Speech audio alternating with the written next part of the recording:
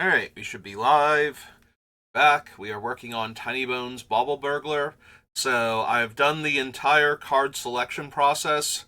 He currently clocks in at 130 non-land cards, and we're going to whittle that down to about 60 spells to pair up with 40 lands. I'm pretty sure he's going to be very mana hungry, so we want to leave plenty of room for lands. I think this is one where we actually want the full 40 lands.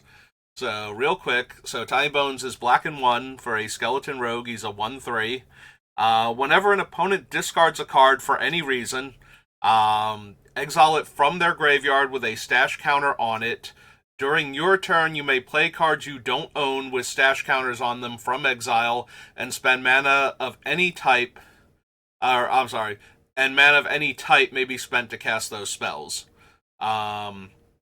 3 in a black, and tap him. Each opponent discards a card. Activate this ability only as a sorcery.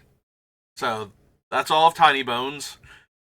He plays similarly to the discard focus side of Tegrid, in that making the opponent's discard cards gives you more resources. He's a very powered down version of that, on top of not having the sacrifice trigger as well. So, in order for Tinybones to work properly, we're going to have to generate large amounts of mana to be able to pay for all the extra cards that we're stealing from opponents. And we're going to want to have ways to make the opponents draw cards as well as forcing them to discard, so that way opponents who manage to go empty-handed can still be forced to give us cards for Tinybones. And we also get the added bonus of anything that requires looting or discarding for value will also trigger Tinybones and will make it a lot harder for opponents to use those effects. So let's pull up his list and scroll down to Alpha Beta Unlimited to start off with. So we have Animate Dead. Once the creatures that we've stolen die again, so we make them discard the cards, they'll have creatures in the graveyard, but we'll steal them with Tinybones in theory and cast those creatures. We also might want to animate dead our own stuff, and there will be times where Tinybones isn't in play when our opponents discard cards, and that way we can reanimate any creatures they discard then. It's a little bit iffy, but it's definitely something I wanted to consider. Demonic Tutor, yeah, staple. If you're playing black and you're not playing Demonic Tutor, you usually need a good reason to. Mana Vault, as part of our mana acceleration package, we're going to have a lot of artifact mana in this deck, because we need to be able to spend the mana equal to the casting cost of all of the spells that we're making our opponents discard in order to cast them. Also, Tinybones is going to be a high priority target for anybody that has removal, because killing Tinybones deprives us of every single card currently in exile with a stash counter on it until we recast him. And spending all of that mana, we have to then still have enough mana left over to cast the spells before he's dealt with again. So, Tinybones is going to be a very high priority target if we're doing well. So we need to be able to recast him and have a lot of mana left over, and he's going to get pretty expensive after the 5th time he's killed. So, Mana Vault and Soul Ring. We have Mind Twist on the list. We have like 2 or 3 cards that can just take an opponent's entire hand away, like one specific opponent, as opposed to making opponents discard. Like everybody discards a couple of cards. So we'll have to see if those make it all the way through to the end, but it is helpful if one particular player is stockpiling cards to force them to have counterspell or similar interaction to Mind Twist, or lose their entire hand. We have Gate to Phyrexia. I don't know if we're going to use this or not, but black does not have... It has one other card that would let you destroy an artifact specifically in black, so all of our other artifact destruction has to come from artifacts. So it's possible Gate to Phyrexia makes it. It is a very expensive card, money-wise, so I'm a little hesitant to put it in as a corner case thing, but it's probably still going to at least be like, I'm going to consider it. Obviously, it's on the list, but it might actually make it all the way through just as a way to have artifact destruction in the deck. It depends on how many creatures I think we're going to have that we can afford to feed to it. And we do have a lot of what I call rats, even though most of them actually aren't rats, because they always remind me of ravenous rats. So we have a lot of the ravenous rats variants that make all players or all opponents discard a card, and one that makes all players discard a card. So we have a bunch of those going on, which are very easy to feed to the Gate to Phyrexia to destroy problematic artifacts after we've gotten their trigger. Chains of Mephistopheles is an incredibly expensive magic card, but it works brutally well with the deck. So whenever a player, not an opponent, whenever a player would draw a card outside the first one during their draw step, the draw gets replaced with they discard a card first and then draw a card. If they can't discard a card, they mill the top card of their deck. And that replaces the entire draw event. So either they have to rummage in order to draw anything outside of their first draw step, or they just mill the top card and don't get a card if they can't rummage. So if they can't discard a card first, then the card on top of their deck just goes directly to their graveyard instead of ever going to their hand. So the fact that it makes them discard cards before they are allowed to draw cards, and it makes them discard before, so they're not looting, they're rummaging. So that's another huge step in making sure that they don't get to keep the cards that they want.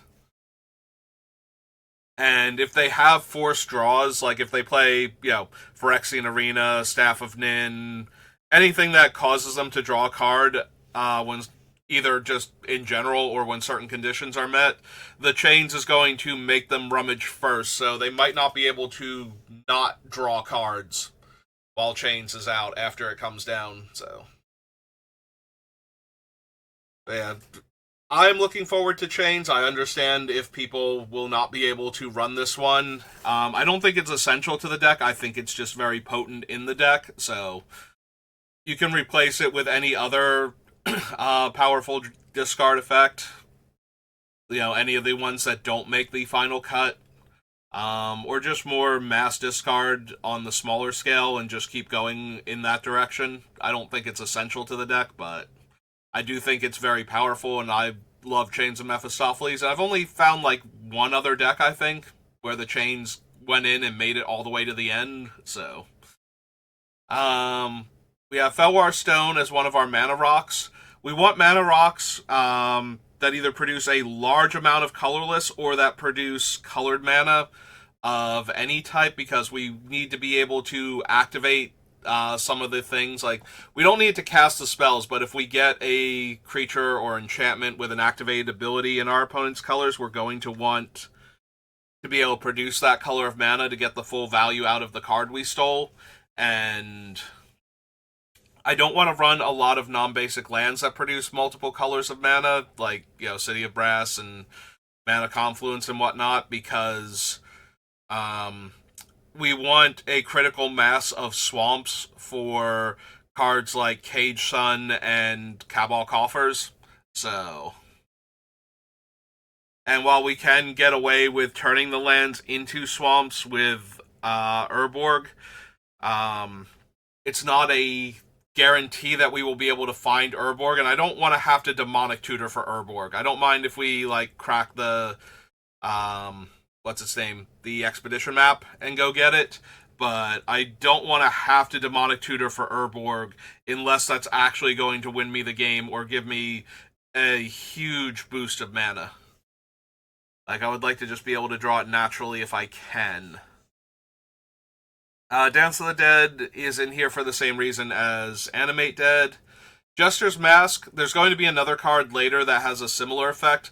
It lets you take an opponent's hand, put it back into their library, and then search their library for cards and give them a new hand of as many cards as you just took away from them, but you get to pick what's in their hand. So if you can put cards that you actually want from them into their hand and then make them discard in the same turn, that's going to be a huge thing. And while Jester's Mask costs 5, it does enter tapped, and it only costs 1 to tap it and sacrifice it for this effect, so it's going to be a lot easier with this one to give the opponent a handful of cards that we want them to have and then immediately make them discard.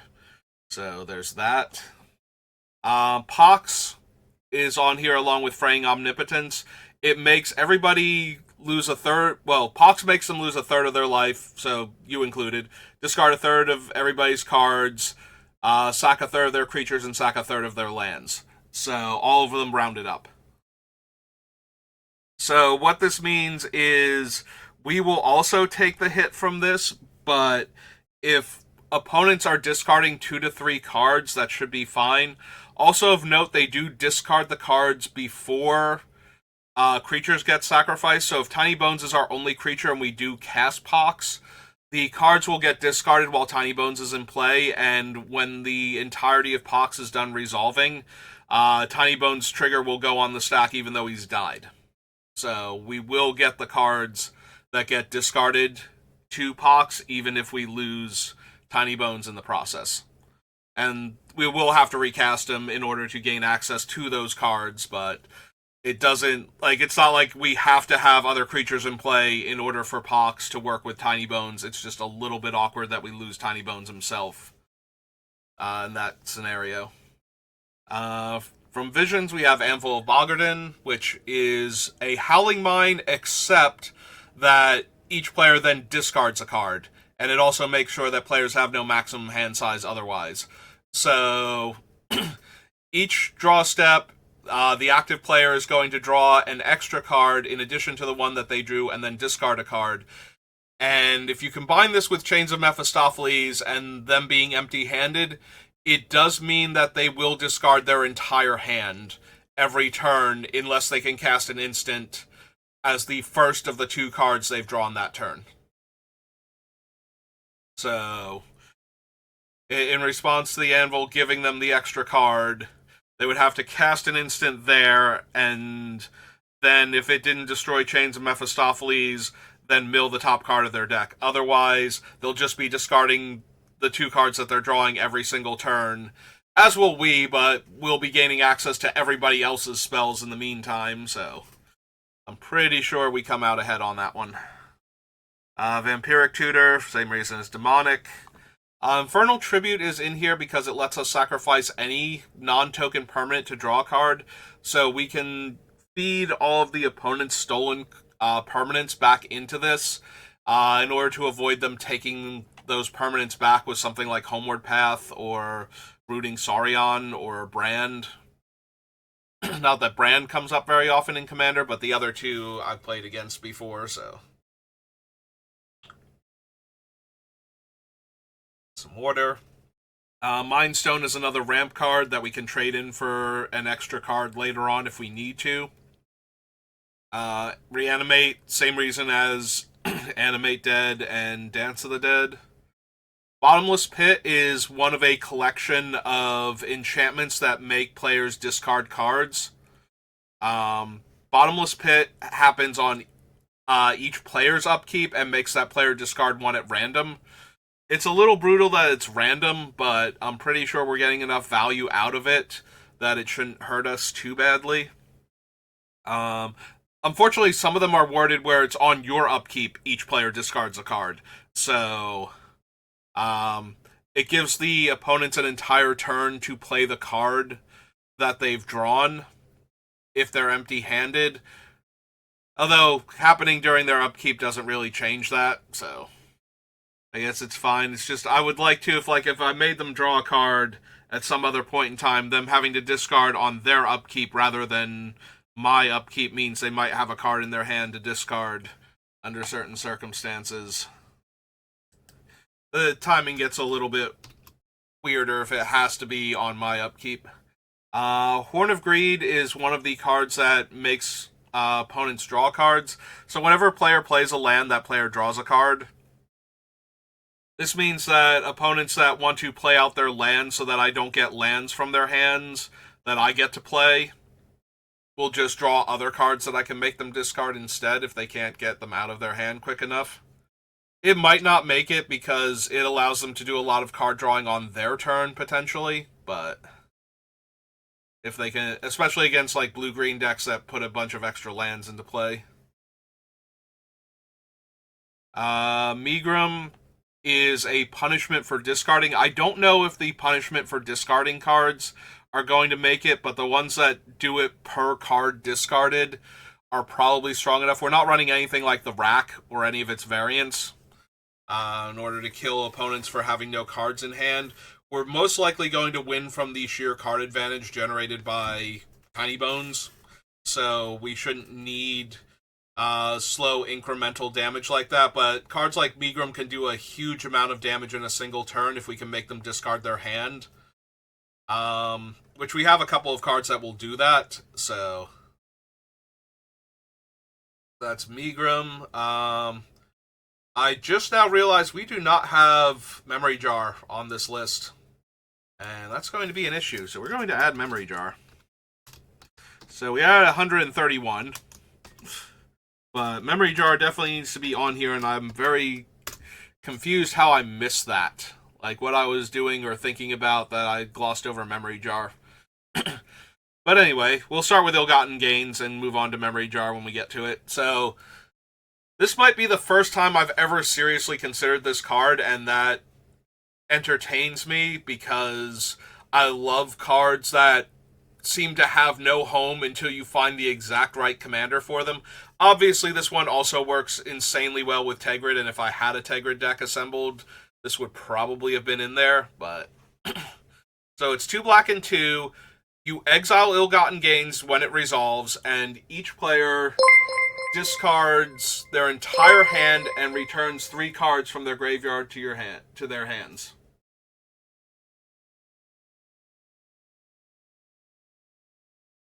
So, while them getting back any 3 cards they want from their graveyard is problematic, and they should get to return 3 cards before Tinybones can take the cards they've discarded, so you won't get all of the cards from their hand.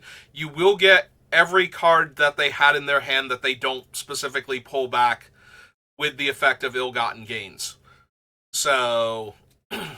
it does give you the ability to steal a large number of cards from them if they have a full hand, because they'll only be able to take back 3 of those cards, and that assumes that they want to take back cards that they have discarded to the Ill-Gotten Gains. So everything that doesn't get discarded to Ill-Gotten Gains that's in their graveyard is fine to take back, but then you get to keep the ones that they discarded to Ill-Gotten Gains and did not take back.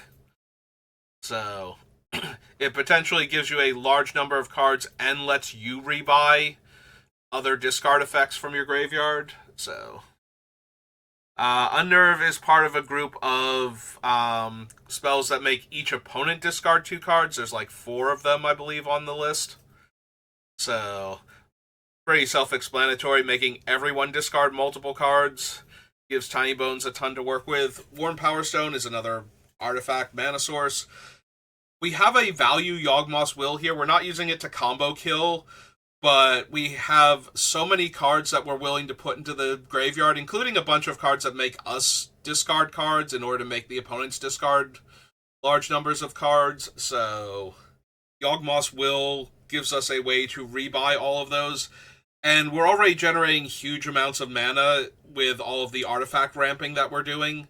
So there will be plenty of times where we can just cast a value Yawgmoth's Will and get a ton of cards back that turn. So Grim Monolith is more mana ramp. Memory Jar. So Memory Jar is each player sets their hand aside, draws 7 cards, and at the end of that turn, everybody discards any cards that are still in their hand and takes back the hand that they had set aside.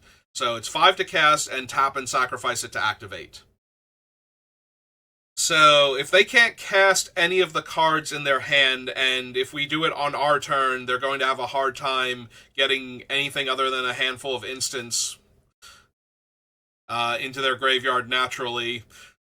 They're not going, and maybe a flash creature or 2, they're not going to be able to cast enough of their spells to stop them from discarding most of the cards in their hand normally, and that will give us, anywhere between like 3 and 7 cards per opponent that we have. So memory jar is huge, and I don't know how I missed that originally on the list, but we've fixed that, so all better. Thran Dynamo is more mana ramp. Black Market is also mana ramp. It does not hurt that Chthonian Nightmare is on the list also to allow us to sacrifice our rat variants to buy back other rat variants or other creatures with good abilities for what we're trying to do, and basically just making everybody discard large numbers of cards. So if we can cycle back and forth for 2 mana per rat and put a bunch of charge counters on it for every, like a charge counter on it for every 2 mana we're spending with Nightmare, then we're doing great. Also, a lot of our creatures, aside from Tinybones, are very expendable once they're in play. They've already done their job by making the opponent's discard cards. So it's perfectly alright to have them die for almost any reason and get charge counters onto Black Market so that we can do more each turn. Diabolic Intent is a 2 mana tutor that requires one of our already used rats to die in order to tutor the card. So Phyrexian Arena for a little extra card draw. It's possible I lose the arena with Chains of Mephistopheles in the deck, but I don't want to completely discount additional card draw just because of Chains. Mind Slicer, if it ever dies, everybody discards their hand, and we do have a couple of ways to sacrifice it, including the Sadistic Hypnotist here, which lets us sacrifice a creature to have an opponent discard 2 cards at sorcery speed.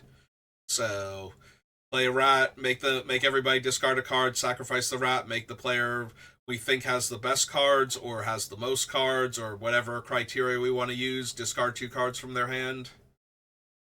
Mind Sludge is one of the other cards that I was talking about with Mind Twist, where it's a targeted effect that makes one player discard a large number of cards, in this case equal to the number of swamps I control. So that should be their entire hand most of the time, since we're trying very hard to keep the number of non-basic lands to a minimum. And a bunch of them are fetch lands to just go get swamps anyway, so. Chain of Smog is... So if you've been, what was it, the Full Power Cube currently has this, or No Holds Barred Cube, whatever it's actually called on Magic Online. If you've been watching any games of that, you'll have seen the Chain of Smog combo with the Magecraft creatures. But what we're going to be using it for if we run it is, if we make a player discard 2 cards, that's 2 cards for Tinybones. If they bounce it back to us, that lets us hit somebody else. If they bounce it to another player to try and take away resources from that player, thinking that they're going to deal with Tinybones anyway, then that's more cards discarded for Tinybones in the meantime. So this one might not make it because it's a little weird, but it also, at worst, it's going to be 2 mana, target player discards 2 cards, and that's fine. We'll have to see if it's good enough, if it's worth the card, though. Head Games is the other Jester's Mask card. It's a 5-drop, but it also does the exact same thing. The opponent puts their hand on top of their library, and then we tutor for cards equal to the number of cards they had in their hand, and shuffle their library afterwards. So it allows us to put the cards we most want them to have for us to steal into their hand where they'll be vulnerable. Siphon Mind makes each opponent discard a card, and then I get to draw cards equal in number discard this way. Words of Waste lets me turn extra draws into each opponent discards a card, which is not only helpful for getting everybody else empty-handed very quickly, but it also lets me use this when we have Chains of Mephistopheles down to replace all those extra draws. So that way, instead of being forced to rummage or just mill the top card of my deck, I can replace all those draws with opponents discarding cards, make sure that they can't draw any extra cards by holding on to them to try and circumvent Chains of Mephistopheles, and that way we're not randomly milling our deck out in the meantime. Extra Planar Lens is one of the couple of cards along with the Cage Sun that lets me make my lands produce additional mana as a way to ramp. Um, if we run Extra Planar Lens, we will probably be running Snow-Covered Swamps instead of regular swamps, since it does affect opponents' lands with the same name also. So we want to reduce the likelihood, because players do not generally run Snow-Covered lands without a reason to. The Extra Planar Lens is a reason to, though. It reduces the chances of giving opponents extra mana when you go for extra mana. Gilded Lotus produces 3 mana of any color, so it's both good for ramping and good for fixing for when we need off-color activations. Necrogen Mist is Bottomless Pit, but it affects... It's not a random discard. It's just a choose and discard. O-Stone is one of my favorite reset buttons in the format, so almost always run an O-Stone in my commander decks. Death Cloud is similar to Pox and Praying Omnipotence. You just get to choose how much X is for. And it does do it in the same order, so each player loses X life, discards X cards, then sacrifices X creatures, and then X lands. So Tinybones will be in play to see all those discards. Geth's Grimoire, if I decide I need extra card draw, this is one of the more brutal ones. I added this one super early because we went alphabetically by set name, so Darksteel is probably in the second session of card selection. So if I decide that it doesn't work well enough with chains and I want chains, then Geth's Grimoire can get cut. It does also make it a decent include if you're going to not run Chains of Mephistopheles, either most likely because you don't have one and your playgroup does not allow proxies. Crucible of Worlds, because I will be discarding lands, and because fetch lands in the graveyard mean I never miss a land drop. And our deck is very mana hungry. We have Crucible here. I can see cutting it though. Honden of Night's Reach. So my upkeep, I choose an opponent and that player discards a card for each shrine I have. The other shrines did not make it. So this is a 4 mana on my upkeep, target player discards a card, so this one probably won't make it all the way through, but I did want to consider it. Grave Robber is my favorite black-based graveyard hate card, and you should always have at least one of those. You should always have at least one card that can add instant speed, preferably without being a obvious thing, but you can't always do that. So you want an instant speed way, preferably one that's reusable, to exile cards from opponents' graveyards to stop reanimator decks, and decks that can recycle the same spell over and over again for value. I have a taking turns deck with Nin, where you desperately need to be able to exile the time warp effects in order to stop her. So in the similar vein, you always want to make sure you can break up any recursive value or infinite combo deck that relies on things going through the graveyard as part of the loop. I will take a moment to note, so we do have Mikukuru and Gaia Reach Sanitarium. While I am trying to avoid non-basic lands, I think these are two of the most important ones. Mikukuru lets you pay 2 mana and tap it to make everybody draw a card, and Gaia Reach Sanitarium is 2 and tap to make everybody loot. So draw a card, then discard a card. So both of these allow us, against empty-handed opponents, to put cards in their hand during our turn that we can then make them discard. Delirium Skynes is a 3 mana sorcery that makes each player discard 3 cards.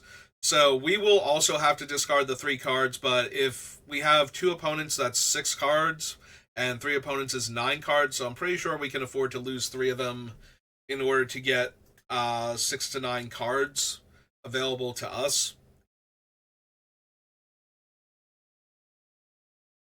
Old Steel Heart for a ramp. Big Game Hunter. I do have a some number of cards like Delirium Skynes where we will be discarding cards from our hand just to make other players discard cards. And having a creature with madness that can kill a problematic large creature on the table is something I at least want to consider. Damnation as another reset button. Imp's Mischief to protect Tinybones. Usually, like, Imp's Mischief is one of those cards that a lot of Commander players swear by and will always run in their decks because there will always be a targeted effect that's going to come at one of their things, and being able to change the target to something else problematic while keeping your thing alive is a pretty big game. I usually have trouble finding room for that, and I usually have other ways to protect my stuff. Tinybones is very important to the deck, though, and if we can keep him alive and force somebody else to kill him with another card later on, I think the Imp's Mischief is worth it. I'm going to try to keep it all the way through to the end of the deck build, but again, it's one of those cards that I usually put on my list and wind up cutting because I just cannot find room for it. Vegas of the Coffers, for the same reason as Coffers itself and all the other mana ramp. I can see cutting him because he's a creature specifically, and therefore vulnerable, but it's still too much mana to just count him out entirely.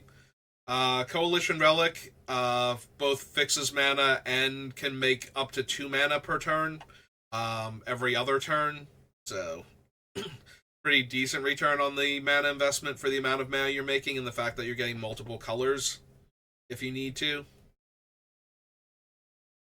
Stronghold Rats is... so it has to deal combat damage, but it's also a shadow creature and therefore nearly unblockable in Commander. So it's a 2-1. If it deals combat damage to a player, each player discards 1. So it kind of sits in the same category as Delirium Skynes, where it's like, I'm just going to accept that I'm losing lands in order to... or losing cards in hand. Sorry, I saw Polluted Bonds. I'm losing cards in hand to make everybody else lose cards in hand, because that's a net gain for me. Polluted Bonds is on the list because players will be encouraged to play out their lands to go empty-handed against Tinybones, so it punishes them for doing that. I don't know if that's worth it or not, but that was the mentality behind it. We'll have to see. Raven's Crime is a repeatable discard effect. It targets a single player, and they get to choose the card discarded, but for every land that we discard and pay a black mana, we can cast it again from our graveyard with Retrace. It's also a... it pairs well with the Crucible of Worlds, letting us play the swamps after we've discarded them. Cutting Lethomancer is a living version of Necrogen Mist, except it triggers on my upkeep and makes everybody discard a card instead of making the active player discard on their upkeep. Rotting Rats is a zombie rat that enters the battlefield, makes everybody discard, so we'll also have to discard to that one. But it has Unearth to come back once on its own, even if we don't have Chthonian Nightmare or any other way to recur it. There's Expedition Map to get our coffers or our... it gets coffers, it gets Urborg, and it gets the 2 lands that make our opponents draw cards. So, among the, like, 3 or 4 other non-basic lands that aren't fetch lands. I can also grab a fetch land if I haven't found one yet, and I have Expedition Map. I have... wow, my brain is not working right now. Crucible of Worlds. Trying to remember too many card names at once. Everflowing Chalice costs 0, not the letter O. Another mana source, another way to ramp our mana, especially if we have a ton of mana already. Dumping a huge amount of mana into Everflowing Chalice, so that way on subsequent turns we have even more mana to work with. Psychic Miasma is a weird one. So, what I said before about opponents being encouraged to dump their lands to go empty-handed, if they can't go empty-handed, then they're going to want to keep lands in hand to discard to protect their more valuable spells until the time is right to cast them. In scenarios like that, a Psychic Miasma can strip the card out of their hand anyway by just being cast on them multiple times until we've bled through all the lands in their hand. That being said, it's medium, so... Cage Sun to increase our mana output. Karn Liberated as a way to deal with problematic permanents. Primarily artifacts, but Karn can exile anything, so anything that's actually problematic that we don't have another answer for. And because of how hard we're ramping, Karn should be very castable. Bloodgift Demon is a creature that on our upkeep we choose a player and make that target player draw a card and lose a life. So we can draw extra cards from it when we need to, but we can also put an extra card into an opponent's hand before we make them discard. Humorously enough, when I put Liliana down here, I just put Liliana and her casting cost. I forgot the of the veil part, and it's like, I mean, it's very self-explanatory even without it being the Innistrad Lily, which one I meant, but Otherworldly Atlas is another card that can force opponents to draw cards on our turn. Normally, we're only going to want one, maybe two charge counters on it, and that'll be it. But it's probably just going to be the one charge counter, so it's going to be an expensive and slow Temple Bell, but we'd run two Temple Bells if we could, so. Burnished Heart to ramp with. Master of the Feast makes all of our opponents draw a card on my upkeep. This one's a little dangerous. We need to be able to control their hands, and we kind of need them to be close or at empty-handed before we put this thing down. But it then becomes a way to force opponents to draw cards on our turn, so that way we can just activate Tinybones and make them discard a card each, and then get all those cards. Dark Deal is each player discards their hand, then draws that many -1. So it discards their entire hand first, so we get all of those cards. Then it gives them a new hand for us to make them discard that's a little bit closer to them going empty-handed. So Hedron Archive for the mana ramp. Oblivion Sower is in here because it exiles the top 4 cards of a player's library, and then it puts all lands from that player's exile into play under our control. So if a player has been discarding a lot of lands to try and keep spells in their hand, and we hit them with Oblivion Sower, we get to put all of those lands into play, even though they weren't exiled by the Oblivion Sower, and then we can play lands either from our own hand or from other players' exile piles that we've made them discard, and we could get a ton of land into play all at once. So if it makes it all the way through, that is the game plan with this creature. Asylum Visitor lets us draw an extra card during the upkeep of every player who has no cards in their hand, which, again, if I decide I need card draw, this is going to be strong. If I decide that Chains of Mephistopheles is too good, then maybe we pass on this. Also, we do lose a life every time we draw this way, but that shouldn't be a problem if we have the Words of Waste also, since we can pay mana to skip those draws if we need to. Creeping Dread is another, on my turn, everybody discards a card. It has the added bonus of making opponents lose 3 life if they discard a card that shares a type with the card I discarded. I think that's the worst out of all the discard ones, though. Like, everybody discards a card on upkeep ones because it's 4 mana, and the added bonus of them losing life is not a huge deal. Herald of Anguish. So it's a demon with Improvise, and we have a ton of artifact mana, but we're probably just using that artifact to cast the demon anyway, since most of our artifacts tap for mana to begin with. But on my end step, each opponent discards a card, and it gives me the ability to sacrifice artifacts to give creatures -2/-2, so there's a chance that it might just be killing stuff that's, my artifact mana is important, and being able to cast all of our spells are important, but also getting rid of powerful utility creatures can be just as important, so. And sometimes I'll be willing to give up those artifacts in order to get rid of, a Deathrite Shaman, or a Nezumi Grave Robber, or a Lion Sash, or a Scooz that hasn't grown too big. Lion Sash and Scooz are kind of hard to kill with this thing. That's a lot of artifacts fed to them, but we do what we have to. Raider's Wake.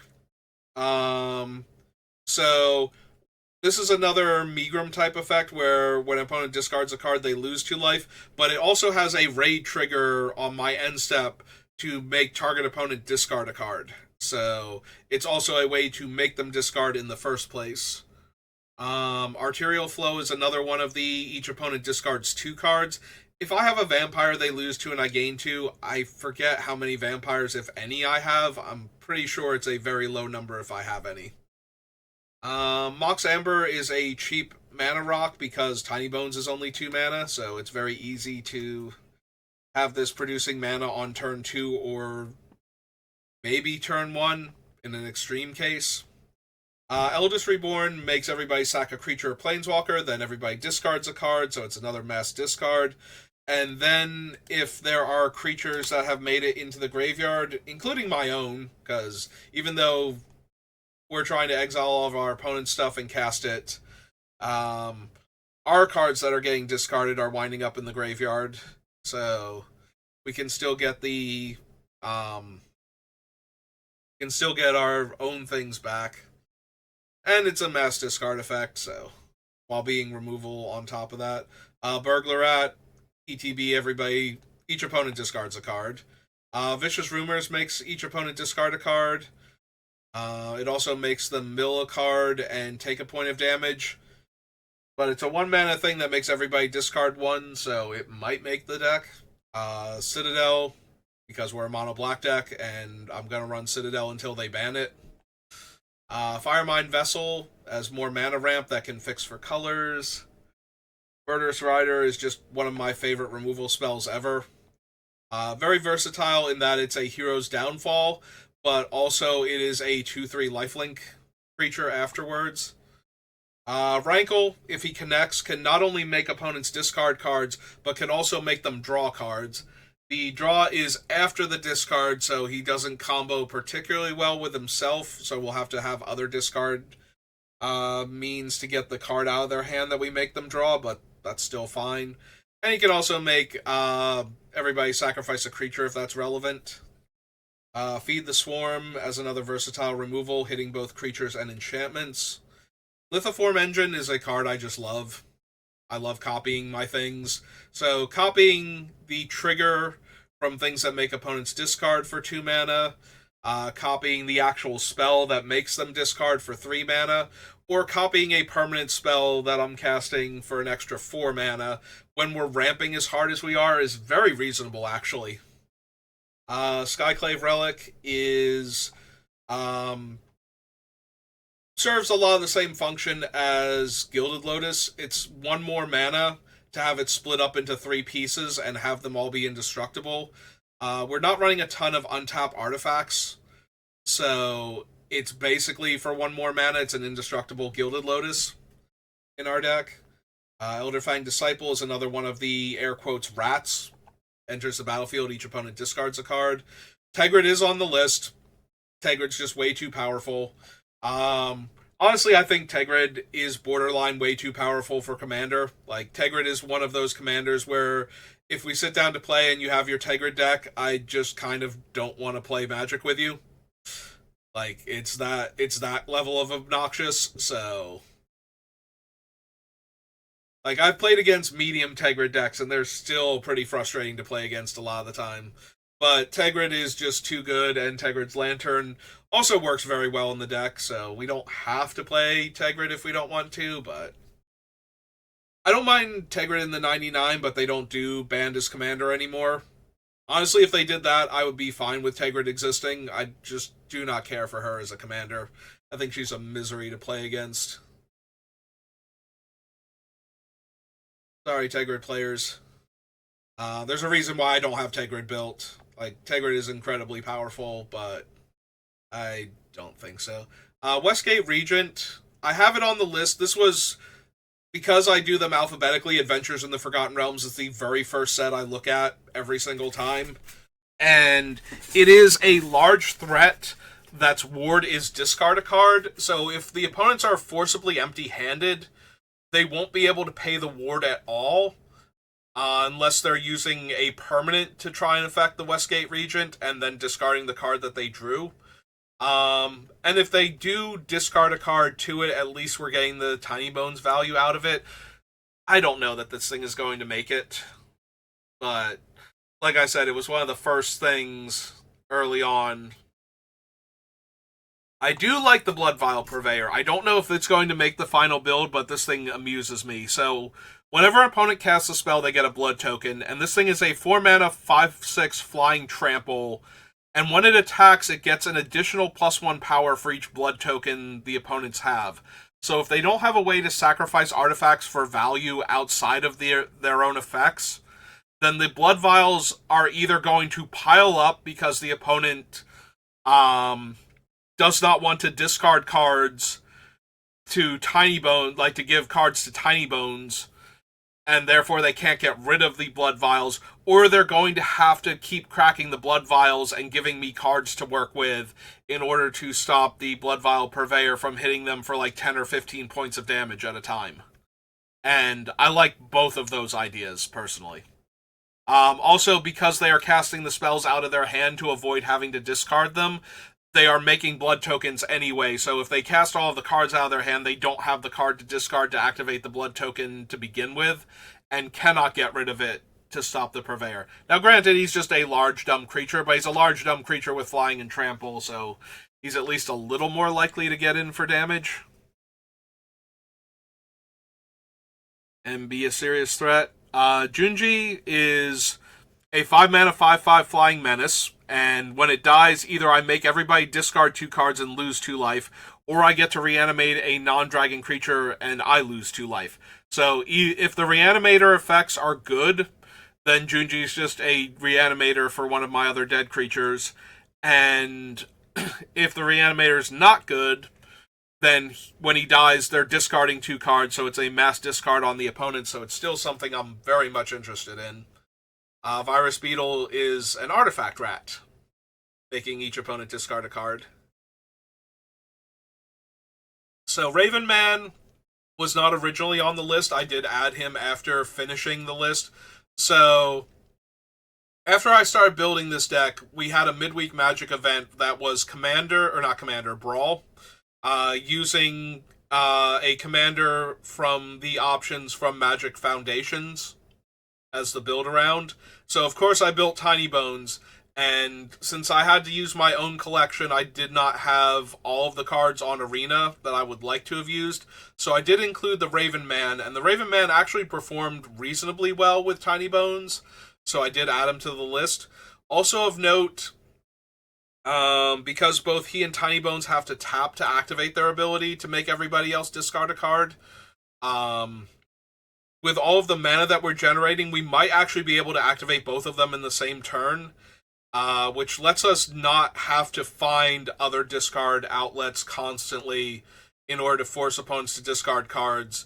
We can just keep activating these two, and if we have both of them active at the same time, then that means our forced card draw becomes a lot better, because now we're putting 2 cards in the opponent's hand and making them discard 2 cards instead of having to stop at 1 card. Plus, they actually manage to keep cards in their hand for an extended period of time and use them against us. Nezumi Informant is actually a rat and makes each opponent discard a card. We are making opponents draw cards to discard cards, so Bowmasters is on the list. Being able to kill utility creatures, make an army that is actually a threatening creature, and deal damage to the opponents while we're making them draw cards, all seems like good things, so. Hopeless Nightmare is 1 mana, ETB, each player discards a card, or each opponent discards a card, so most of those are at least going to be considered. And then it does other stuff, making each of those players lose 2 life and having the ability to pay mana and sacrifice it. And then when the enchantment goes to the graveyard, regardless of why it went to the graveyard from the battlefield, I get to scry 2. I'm probably not sacrificing it to anything other than its own ability, but that's still fine. Rankle's Prank is 4 mana for me to choose 1 or more. Each player discards 2 cards. That includes me. Each player loses 4 life, and each player sacrifices 2 creatures. And again, the discard is before the creature loss So we'll do them in order, so Tinybones will see the cards discarded if we have to sacrifice them. Aclazotz, when he attacks, each opponent discards a card. And he also has additional game text, including we get to draw a card for each opponent who can't discard a card. And whenever an opponent discards a land for any reason, we get a 1/1 bat.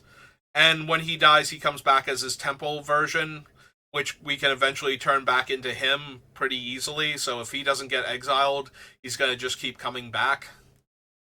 Bitter Triumph is a versatile removal spell. It can kill creatures or planeswalkers. It costs less than Hero's Downfall. And the trade-off is that we either have to lose 3 life, which it's Commander, that's a pretty easy ask most of the time, or discard a card. And depending on where we're at, the discard also might be fine. Hollow Marauder is a very high casting cost creature to effectively be one of the 2 mana rats. But since it gets cheaper for each dead creature we have, it should probably only be like a 4-drop a lot of the time. Maybe a 5-drop. But it still makes each of our opponents discard a card, and then for each opponent that didn't discard a card with mana value 4+, I get to draw a card. So if they're discarding lands, that's great, or like cheap spells. And if they have no cards in hand, they also didn't discard a high casting cost spell, so we get to draw a card. Carevex in here, we do have a handful of targeted discard effects, and every time we use one of those, Carevex will let us pull back one of our other black spells for a one-shot time, which is still fine if we're buying back things like, Unnerve and making everybody discard 2 cards, or, things like that. Tinybones joins up as another 1 mana, makes any number of players discard a card when it enters, and then it has the mill text, which shouldn't really matter, but I'm more concerned about the 1 mana, make everybody discard a card. Hostile Investigator, whenever a player discards 1 or more cards for the first time each turn, or once per turn, I make a clue token. So, and its ETB makes an opponent discard a card. So, if I make everybody discard a card, I only get 1 clue. If I make one person discard a card, I get a clue, and then it doesn't matter if I make somebody else discard later in the turn. So we can only get 1 clue per turn, but that also means that we control when we draw off the clues, which might matter with Chains of Mephistopheles. Bandit's Talent from Bloomburrow enters, they either have to discard 2 cards or 1 non-land, so probably a non-land most of the time. But then it punishes them for having no cards in hand, and then rewards me for them having no cards in hand. So, Coiling Rebirth, early on, again, this is alphabetical, so Bloomburrow pretty early in the list. Coiling Rebirth lets me buy back one of my everybody discards a card creatures, and then if I put an extra card into an opponent's hand, I can make a copy of it and make them discard the extra card also. So that seemed like a no-brainer at the time. Rottenmouth, when it comes in and when it attacks, it gets one of those counters, and then for each counter on it, each opponent has to choose to either lose 4 life, sacrifice a non-land, or discard a card. I don't think Rottenmouth's going to make it, but it's kind of funny with the whole... They're probably going to choose to lose life, especially early on, or maybe even sacrifice a non-land permanent if they can, rather than discard and give me free fodder, and then they're going to kill the Rottenmouth. So I'm probably only going to get 1, maybe 2 activations out of it before it dies, so it's probably not going to make it. Fanaka the Harrowing is another, everybody discards a card, but I get a replacement card when I discard this way. Let's Play a Game can make each opponent discard 2 cards, so it's already on the list, so it's a better Unnerve in that it's always that, at worst, and sometimes it's the other 2 modes if I need them, and sometimes it's all 3 of them. Similarly, to Feed the Swarm, Withering Torment is a target removal spell that can hit enchantments also. Grim Tutor is another tutor. Liliana's Caress is another Megrim, making opponents lose life when they discard cards. Spectre is a flying rat. Tempo Bell puts more cards into opponent's hand. Waste not, because we're making everybody discard, and if we ever make them discard lands, we're getting more mana to make them either discard more stuff or to cast the spells that they've discarded, like the other players have discarded. Spell Spectre, when it comes in, we make an opponent discard, and then it's a Flying Megrim effect. Fraying Omnipotence is half instead of a third, but plays in the same territory as Pox. It also doesn't kill lands, is the thing, but that's okay. From Foundations, we have Abyssal Harvester, which, similar to Tegrid, lets us basically grab a thing for free.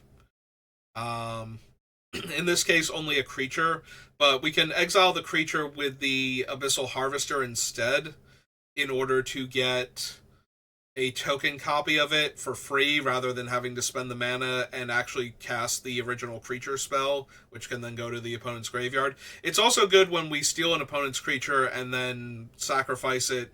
We can then exile it and get a token copy of it that way. Scrawling Crawler is another, makes the opponents draw on our turn and punishes them for trying to draw out of this. So, Tinybones is our commander. Mindrake from Modern Horizons is, so it's 3 mana to make target player discard a card, or we can overload it for 2 mana and make everybody, including ourselves, discard 2 cards. So, similar to Delirium Skynes at that point, but if we really needed to keep our hand, we can Mind Rot a single player instead. Archon of Cruelty, probably not going to make it. Even with the Reanimator spells in our deck, we don't have a ton of ways to end the discard, like the things that make us discard while making other players discard. It's not going to be easy to set up an early Archon of Cruelty. We do generate huge amounts of mana, though, so it is possible to just cast the Archon with some level of consistency.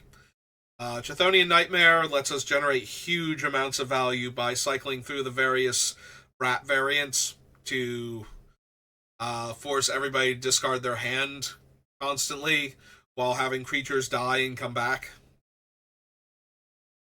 And we keep generating energy from that too, since almost all of the rat variants are 2 mana creatures. Eventually we'll be able to rebuy some of our more expensive stuff. From Commander Legends, the Brainstealer Dragon should be under Baldur's Gate, not the main one, but we'll fix that real quick while we're doing this.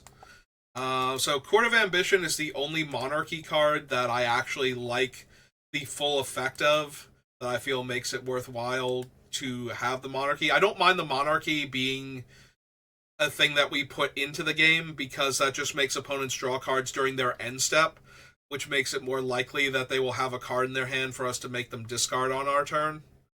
So they're not actually getting a whole lot of value, and then the court has additional value by causing opponents to lose life unless they can discard cards to it, which they're going to lose the life, but eventually they're going to get into a position where losing the life is actually killing them, and they cannot afford to take the other option. In the meantime, if we steal the Monarchy back, we're just drawing extra cards anyway.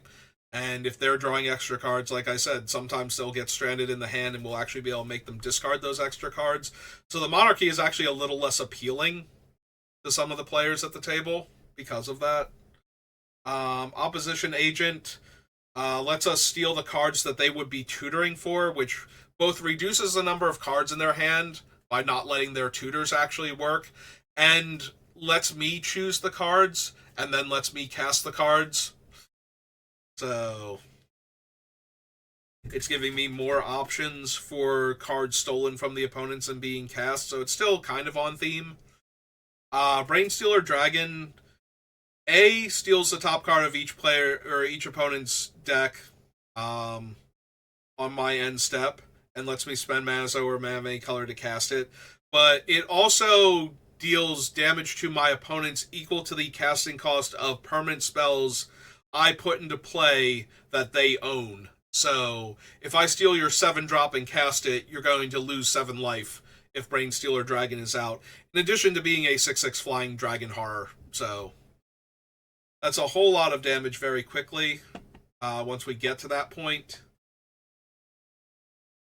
Grim Hireling, again, Adventures in the Forgotten Realms is one of the first things I look at, so the related commander deck also shows up early, and this thing makes treasure, and I knew I was going to want a ton of mana, so probably not making the final list.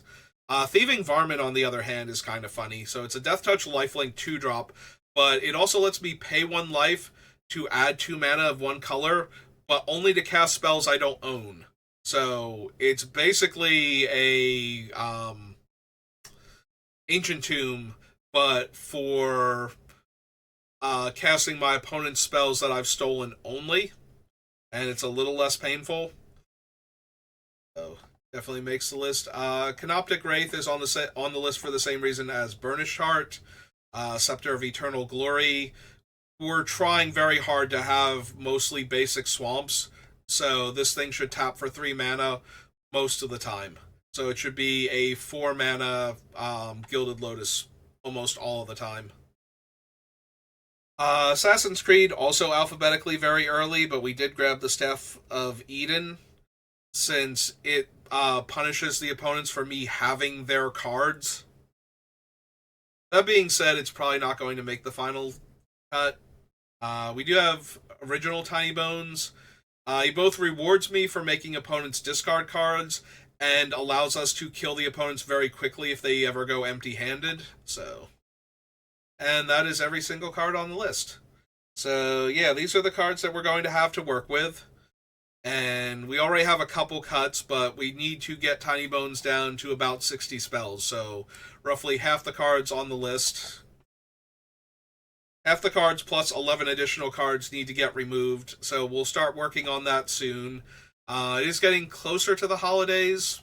So Christmas is a big event for our family. So there's a lot of things that I'm going to need to be doing over the next couple weeks to get ready for it. So the streams are going to get more erratic, and one of the ones that is probably going to suffer the most is going to be the afternoon streams, because that just gives me extra time to do things like work on the tree and whatnot. So if the streams don't show up as often, it's just going to be for the holidays, but I'm going to try and still stream every day if I can. But that's going to do it for me for right now, so thank you for watching, and I will see you next time. Good rest of your day.